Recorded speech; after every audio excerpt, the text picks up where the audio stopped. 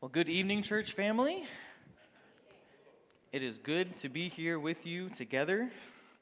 I'm excited. If you don't know, my name is Pastor Drew. I'm the kids and sports pastor here at New Hope. So if you have kids here, I know them, okay? And I know your secrets, too. Prayer time is quite fun. But before we get started, I do want to pause and really just say thank you to you from me, not just me, but my family as well. You guys love us so well. We're so blessed to know each and every one of you. Your prayers, your love, your patience, your encouragement. So I've been here a little over 7 years now, and it's always been nothing but love, love, love. One of our BHAGs is for New Hope to be a joy to be a part of, and it is. You guys make that very easy for us. As Robbie's have shared before, right? He doesn't know if he can pastor another church. I kind of say the same thing. You guys are too awesome. So from my family to yours, thank you. Your hearts are so tender. You follow well. You serve well. So I hope that is encouraging to you, for you to hear. Just let you know, you've been a huge encouragement to me and my family. Well, the Lord knows what he's doing, because tonight we're going to be talking about the role of kids in the home. Because God has a plan for kids. Okay, so you guys ready? I'm going to teach you some things. You're going to learn some new words tonight. You guys ready? I like interaction, okay? I teach kids, so be ready, okay? So write this down, number one, okay? A child obeys and honors their parents. A child obeys and honors their parents. So we can turn to Ephesians chapter 6. We're going to start in verse number 1. So if you have your Bible with you, your device, you can turn there now. Ephesians chapter 6, verse 1. Children, obey your parents in the Lord, for this is right. The parents' favorite verse. Verse 2, honor your father and mother, which is the first commandment with a promise, so that it may be well with you and that you may live long on the earth. Fathers, do not provoke your children to anger, but bring them up in the discipline and instruction of the Lord. So we're going to focus on these two words, obey and honor. I told you guys are going to learn some things. So for the word obey, I'm going to teach you a Greek word. You guys ready? I'm going to say it, then you're going to repeat it after me. You ready? Hupakuo. Not bad. That was pretty good. Let's do it again. Hupakuo. Nice. Good job. Good job. So that word, obey, hupakuo, means to hear under, listen under, learn to submit, respect authority, follow instruction. Right? So that first verse, right? Children, hupakuo, your parents in the Lord, for this is right. And right after that, right? The fifth commandment, right? Honor your father and your mother, so that may be well with you, and that you may live long on the earth. Now, we talk about obedience, right? I'm sure you've heard your kid ask this question. Please go clean your room. Why? Please do the dishes. Why? Well, why? Why do kids have to obey, right? So right here we see the Lord is saying you need to obey. It is a commandment from the Lord. It is their role to obey their parents. And maybe it's a question that you have. Why do we have to obey the Lord? The Lord has commanded it. Obedience. Now, what happens if that doesn't happen? Right? So Proverbs 29:17 says, discipline your son, and he will give you rest. He will give delight to your heart. Discipline, correction, is a good thing and does need to happen. Because if there is no correction, there will be no correction. There will be only sin, and they will not turn towards the Lord. Proverbs 19:18 says, discipline your son, for there is hope. Do not set your heart on putting him to death. Because we can get angry, can't we? If our kids sin against us. But obedience, hupakuo. Now I realize, right, parents in 2-3 generations ago, maybe they were a little bit harsh. It was a little bit difficult, right? We want to have a balance of truth and love. There needs to be a balance, right? And there may be a little bit too much truth over the past early generations. And maybe even now you can say we've maybe swung too far to the other extreme of too much grace, love, leniency. But we need to have a balance. And it'll be obvious too. Let's look at Proverbs chapter 20, verse 11.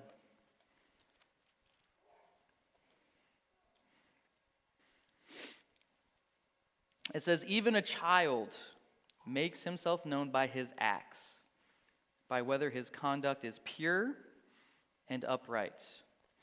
It's obvious when a child is obedient. It's a breath of fresh air. It's a blessing to them and to the parents. When you see your child obey, it brings nothing but joy. Maybe surprise, but it brings joy.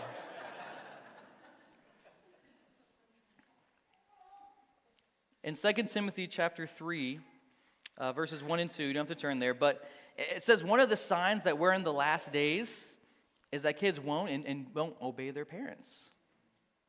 There's a parent that we're in the last days right now. They're not listening. A child's role is to obey. And what was the word? Ooh, nice job. Good job. So let's go back to Ephesians. There's another word there too. There's obey and, that wasn't good enough. Obey and honor. Very good. Very good. That's right. Honor your father and mother. You guys ready for another word? You learned one. Here's your second one. Tamao. That was a little bit easier, right? Tamao. You say tomato, I say tamao. Good. So tamao, honor. Tamao, it's a sense of value, price, quality. You know, that which is valued and esteemed is tamao, is honored. The biblical use sometimes also means to seek to enhance the reputation of someone. So think about that for kids. They're supposed to honor their parents. You know, I think the Eastern part of the world has a better grasp of this. You hear that much more out in the East, the honoring your family, the honoring your parents. And I think that's something we should bring back here in the West, right? Because we seem to we leave and we forget all about our parents. We leave and, we can do whatever we want now. We can live our own life. We're free. But I don't think that's how it's supposed to be.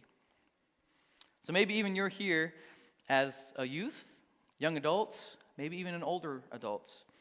You know, how are you honoring your family? Are you honoring your family? So you can write this down. Honor lasts forever, and obedience comes to an end. Honor lasts forever, and obedience comes to an end. So we look in Genesis chapter 2, verses 24. It says, "For this reason, a man shall leave his father and mother and be joined to his wife, and they shall be one flesh." A man shall leave his mother and father. Honor will last forever. Obedience will end. My parents are actually here tonight, and guess what? I don't have to obey them anymore. Okay? But I do have to honor them. Yes. Because a child's role is to obey and honor their parents. And my heart goes out to those of you who have kids who are maybe not honoring the Lord, not honoring you. It's a difficult spot to be in. So honor, what's the word? Not tomato. Tamao. Tamao. Honor. Obey. Hupukuo. Number 2, you can write this down. A child learns from their parents. A child learns from their parents. There is no one that they're going to spend time with more than their parents. You wake up, go to sleep, spend time with them, pick them up from school, driving them places. There is no one that will have a greater impact on a child's life than a parent. So let's turn to Deuteronomy chapter 6, and we're going to read verses 1 through 7. It says, "Now this is the commandment with statutes and the judgment which the Lord your God has commanded me to teach you, that you might do them in the lands where you are going over to possess it, so that you and your son and your grandson might fear the Lord your God to keep all his statutes and his commands, which I command you all the days of your life, and that your days may be prolonged. O Israel, you should listen and be careful to do it, that it may be well with you, and that you may multiply greatly, just as the Lord, the God of your fathers, has promised you in a land flowing with milk and honey. Hear, O Israel, the Lord is our God, the Lord is one. You shall love the Lord your God with all your heart, and with all your soul, and with all your might. These words, which I'm commanding you today, shall be on your hearts. Listen to this. You shall teach them diligently to your sons, and shall talk of them when you sit in your house, and when you walk by the way, and when you lie down, and when you rise up. A child learns from their parents." Verse 5, "You shall love the Lord your God with all your heart, your soul, and your might." We get to teach our kids that. That's the most important thing they could do, is love the Lord their God with all their heart, soul, and mind. If we go back to Ephesians, if you noticed, verse number 4, it says, "Fathers, do not provoke your children to anger, but bring them up in the discipline and instruction of the Lord." Bring them up in the discipline and instruction of the Lord. You guys have done a great job so far. I have one more Greek word for you, okay? This one's probably the easiest one, okay? Paideia. Great job. A+. Paideia. So in verse 4, that is the discipline, paideia. Okay, it's the whole training and education of children, right? Which relates to the cultivation of minds, morals, also reproof, punishment, admonitions. Includes training of the body and care of the body. It's instruction that aims at increasing virtue. So you think about that, right? In the paideia, the instruction and disinstruction of the Lord. Of the Lord. So what do kids ask? Why or how? So how do they learn these things? How do they learn these things? The first one is through our example. You can write this down. Our example. All right, as we just learned, right? No one is going to impact a child more than a parent. And they are going to see how you live life. Our example, your example, is where they're going to learn the most. There's a phrase that I'm not too fond of. It's the "do as I say and not as I do." That's so destructive, I think, because it's confusing the child. Because if you say one thing and yet do another, that's not going to teach them positive things. So you can ask yourself, hey, are we being an example of what we would want them to look like in the future? Do we live a life that bears repeating? What example are we setting for our kids? I want to branch out a little bit, not just even our kids, but maybe you have nieces, maybe you have nephews, right? Maybe even just here in our church family, right? We have over 100 kids every weekend. Trust me, I count them every week. They're here, they are watching, they're seeing how you interact, how you talk to them, how you talk to others. They are watching your example. And if they are only seeing the example of Jesus through maybe their teachers in kids' church, maybe their pastors, but not parents or even other adults, they're going to struggle to follow the Lord because they're not getting that positive example all around. So all of us has a chance to impact a child. At all times, wherever we are, here, at Walmart, in the home, are we being a good example? Because that's how kids learn, through our example. Next, you can write this down as well. How do they learn? Through our leadership and teaching. All right, this is another one for us parents, right? So how do we teach them and lead them to the Lord? So the first question you can ask yourself is, hey, do I spend enough time investing in my spiritual growth so I can invest in their spiritual growth? You've heard the phrase probably, you can't pour from an empty cup. So if you're struggling maybe learning, or you don't want to learn, or you're kind of like, I'm just here, just whatever, how are you going to teach your child how to follow the Lord if you yourself is not doing that? I've shared this story before, but I was teaching some kids, and I said, hey, we're going to talk about discipleship tonight, and it's probably going to take them like 10 minutes to figure this out. So I asked the question, okay, kids, what does discipleship mean in the context of teaching others about Jesus? And this little girl, probably 5, 6 years old, raises her hand, and she says, well, Drew, it's teaching someone everything you know about Jesus. I said, wow, you just shaved off 10 minutes of that. But she was right. If you want to break it down to its simplest form, it's teaching someone everything you know about Jesus. That's all it is.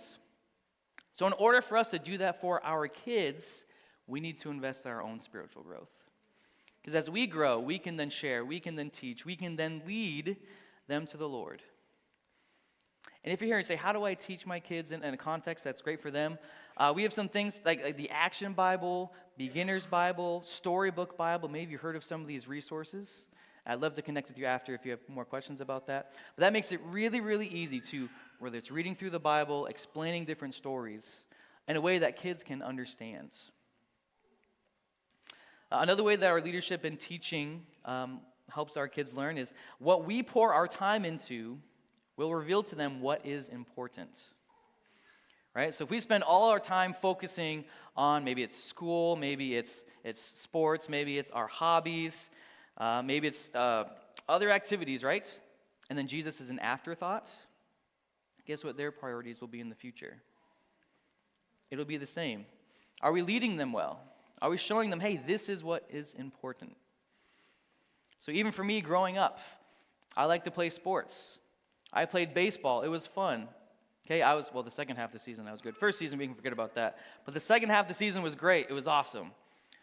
The next season was coming up. Registration was getting ready. I was like, coaches said, hey, you're going to pitch. It's going to be fun. But something that my parents led our family with is that, hey, being together with our church family each week is important. And I thought about that. I was maybe 12 years old. I said, well, I could play soccer instead because I'm going to miss baseball. Or I'm going to miss church if I play baseball. So I made that decision. I think I made the right decision. I was able to stay involved with sports, playing soccer, and also following my parents' lead with our church family. As it says in Ephesians, right, there's an emphasis on fathers leading their kids. As we learned just a few weeks ago, right, dads are supposed to lead the family. Now, in saying that, I'm not saying moms are not important, right? The opposite, they're incredibly important, especially early on in a child's life. But for us as dads, how involved are we in our children's education, in our children's spiritual walk? Are we asking them questions? Hey, what did you learn today at Kids Church? What did you learn at Awana? Right, we should do these things. That's how they're going to learn. And if they see us placing a priority on that, they say, wait a second, if Dad's going to ask me each week, I probably should pay attention. I probably should learn. So if we as dads, uncles, grandfathers, leaders in the church family members, if we don't invest and lead the way in teaching and leading our kids, right, it could become confusing for them, especially those little boys. Because if they don't see us as men leading, they say, maybe I don't have to lead. And we don't want that. And if you're saying, how can I get involved? Maybe you have kids, maybe you don't have kids, right? We have, like I said, 100 kids each weekend, eager to come, eager to learn. And you could just say, hey, Lord, use me. I could teach, I could lead, I could help. They learn through our leadership and our teaching, right? A child learns from their parents. So let's raise them in the paideia, right, the discipline in the Lord well. Number 3, you can write this down too. A child grows up and develops. Right? This one's kind of like, well, yeah, okay. A child grows up and develops. Let's turn our Bibles to Luke 2:52. And actually, if you're a part of our kids' church ministry, you know, hey, this is one of our main verses that we study, and this is one of our kind of theme verses for our kids' ministry. So this is Luke 2:52. And Jesus kept increasing in wisdom and stature and in favor with God and man. So a child is going to grow up. They're going to learn. They're hopefully going to be healthy. They're going to explore. They're going to stumble. They're going to find freedom. They're going to find growth, development. They're going to grow, hopefully, in wisdom. And I want to pause just for a second and say, let's look at the different stages of development for kids. So we're going to start with the sensory motor stage. Now, as we share these different stages, okay, these are, it says birth to 2 years. That will fluctuate a little bit child to child because every child is different. And every child will hit these different milestones and developmental changes all throughout these different stages. So looking at the sensory motor stage, usually in the birth to 2-ish years, right, they know the world through movements and sensations. They learn about the world through basic actions like sucking, grasping, looking, and listening. That's why if you ever give, a 1-year-old something, where does it go? Straight to the mouth. Because that's how they learn. That's how they see their world. They learn things that continue to exist even when they cannot be seen. Right? They call that object permanence. Right? When mom leaves the room, right? Mom has been, Thanos snaps, she's gone. But as they get older, they understand, oh, mom is just in the kitchen. She has not vanished. I am safe. They realize that they are separate beings from the people and objects around them, right? They learn that, oh, I'm in a bed. Mom is over there. Dad is over there. This is one toy. This is a different toy. They realize that their actions can cause things to happen in the world around them. Right? A 2-year-old knocks off their cup from their dinner plate onto the floor. Mom puts it back up. And what happens next? Boom. Right over. Cause and effect. The next stage is the pre-operational stage, around the ages of 2 to 7. They begin to think symbolically and learn to use words and pictures to represent objects. This is when they learn a lot of their reading and writing, comprehension. They tend to be egocentric and struggle to see things from a perspective of others. Right? The world revolves around them. Right? My pastor growing up said, hey, when toddlers and as kids get older, right, when they wake up, they say, where are my servants? Come to me. But it's true, isn't it? They learn to say, hey, the world doesn't revolve around me. Other people have lives. They're not just here to serve me. They're starting to get better with language, with thinking, but they still tend to think in very concrete terms. They cannot think in the abstract quite yet. Maybe you've seen the movie A Bug's Life, where the main character is talking to a child and trying to explain that, hey, something small can become something so big. So he hands this child a rock and says, this is a seed, and if you plant it in water, it's going to grow. And the child cannot get over the fact that this is a rock, it's going to become a tree? There's no way. But that's how kids think. This rock is not a seed, it's a rock. And they're right. But they don't understand the abstract thinking quite yet. They're still learning and growing in that. The next stage is the concrete operational stage, usually between ages of 7 up through 11. Now here, there's a lot of characteristic changes here and character changes. They begin to think logically about concrete events. They begin to understand the concept of conservation, right? Hopefully they understand, hey, they want to start saving, maybe it's money. Or even just the simple fact of, hey, the amount of liquid in a short, wide cup can be the same of that in a tall, skinny cup. Thinking becomes more logical and organized, but still very concrete. And they begin to use inductive logic or reasoning from specific information to a general principle. There's a lot of changes in this. This is the older grades up until middle school, if you want to think of it that way. And then the last stage is the formal operational stage, usually, middle school and high school. This is where they really, truly begin to think abstractly and reason about hypothetical problems, such as moral, philosophical, ethical, social, political issues that really require that theoretical and abstract reasoning. This is where they develop that. So if you try to talk in this way to a 5-year-old, they're not going to understand you, and it's going to be difficult for them to track with you. So we get to teach our kids in these ways. So for instance, my kids are in the stage with between 2 and 7. Right? And guess what? Even just on Monday, we had the best pillow fight ever. If you've ever wrestled with kids, you know something I say, it's about 20% actually wrestling and 80% of them keeping them safe while flying them around the living room. But as we were having a pillow fight, and I got to find out my kids loved just being nailed in the face with a pillow. That doesn't seem pleasant to me, but they loved it. But then my son says, hey, we should use the beanbag chair to hit each other with. So we get to learn a lesson in boundaries. What is too much? Because one, not even hard. I think a 50% hit, he goes rolling across. He said, let's not use the beanbag chair. So we learned. And that's how we get to teach our kids, by interacting with them, engaging with them, leading them. And all kids are going to develop and grow differently.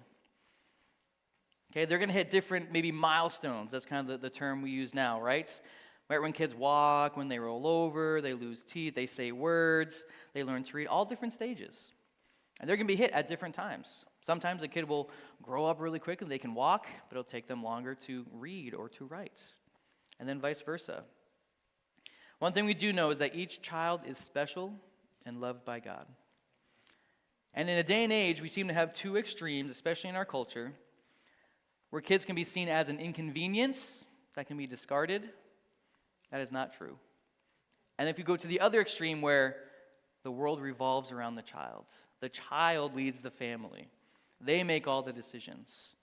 In the same way that we wouldn't let a child run the country, we wouldn't let a child run our family.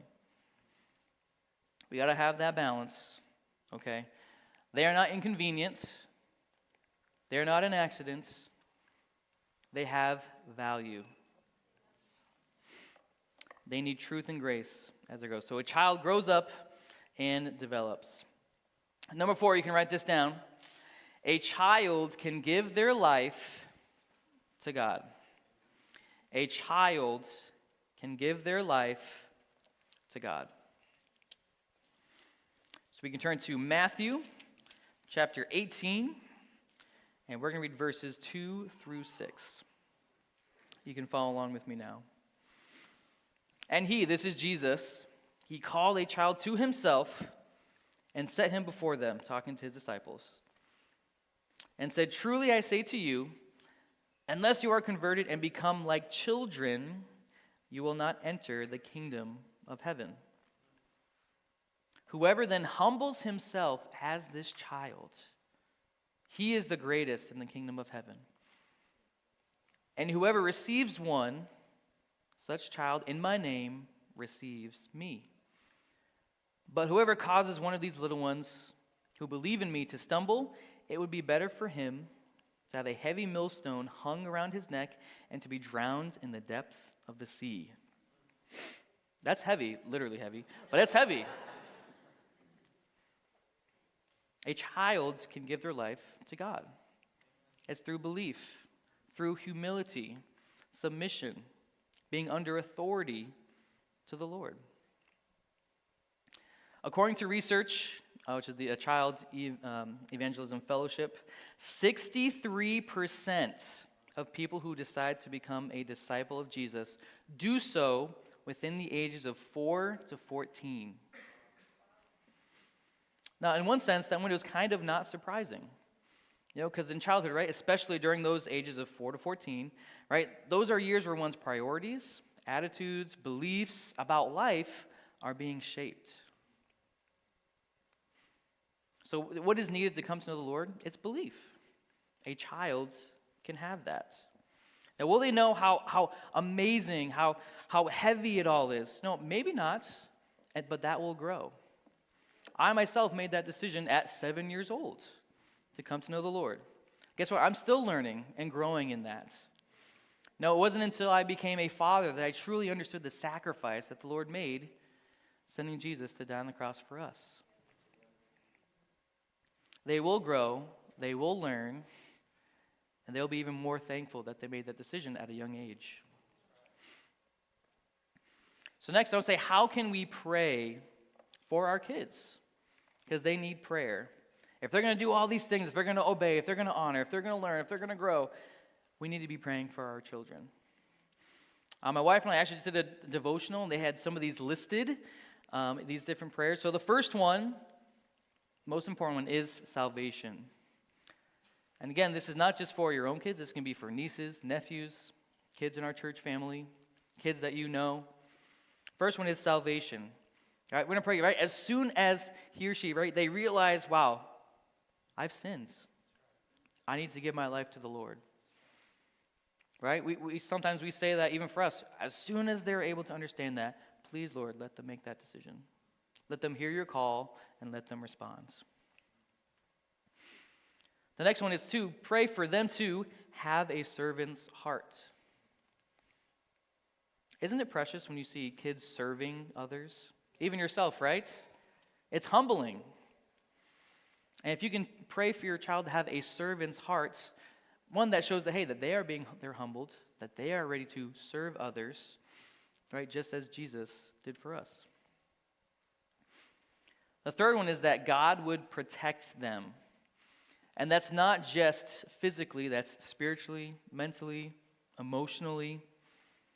In today's culture, they are attacking our kids. We need to pray that the Lord would protect them. Number 4, that they would grow to be wise.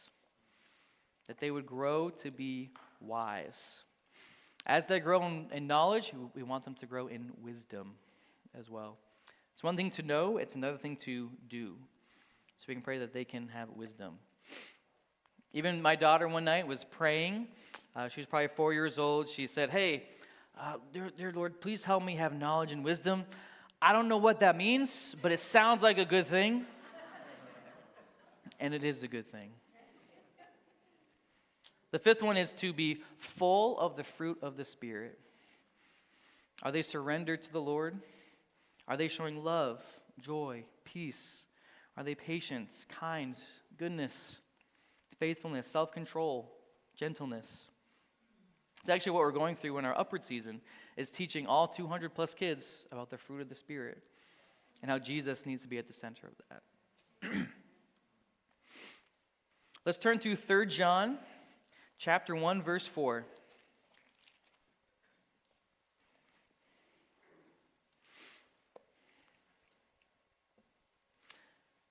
And this says, I have no greater joy than to hear that my children are walking in the truth. My father-in-law has that on a plaque in his office. No greater joy than to hear that my children are walking in truth.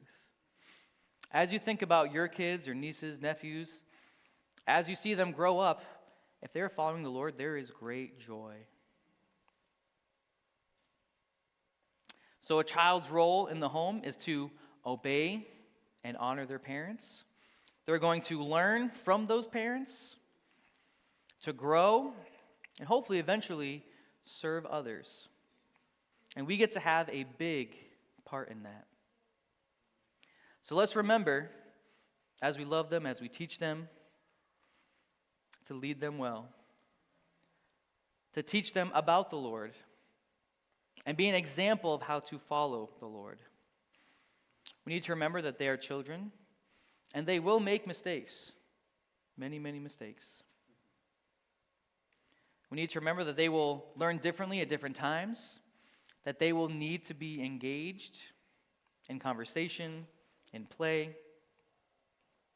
We need to remember that while they are young, they can make a profession for the Lord, And we need to be praying specifically for the Lord to call them and for them to respond and give their lives to the Lord.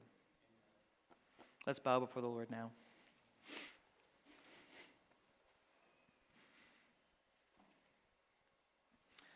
So maybe you're here.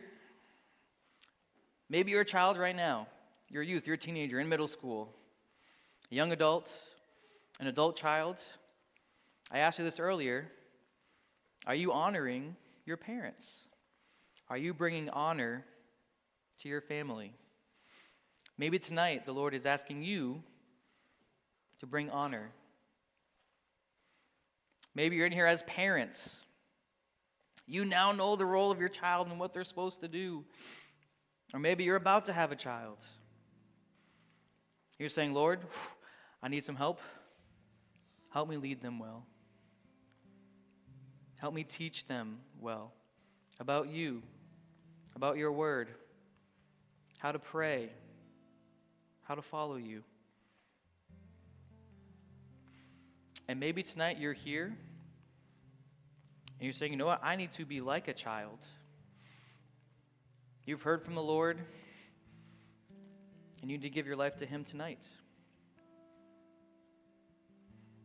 If that is you, all you have to do is pray in your heart. You can say, Lord,